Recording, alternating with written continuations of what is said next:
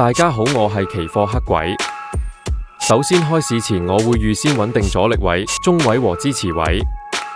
開市前先注意中位23,816。如果9點30分開市後，在中位之下策略上會逢高做沽。在9:33至35分連續出現3支陰燭向下，亦都在中位之下，所以決定做沽。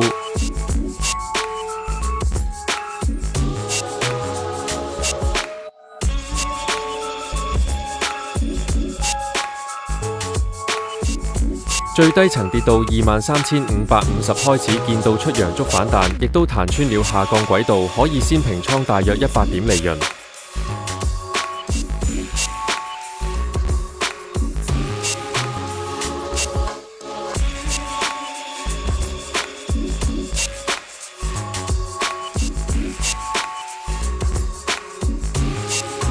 等待一會後再次反彈去開市的頂位，再回吐形成雙頂的形態，可以再試做沽，用中位附近做一個止蝕位。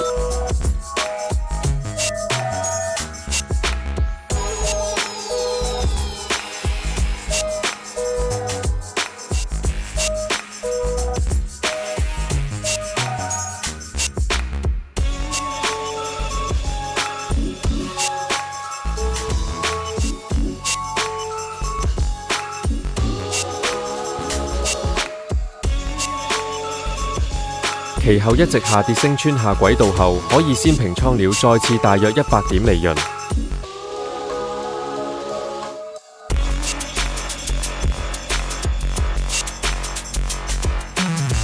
之後個市橫行忙，沒有太大波幅，我亦都無再操作了。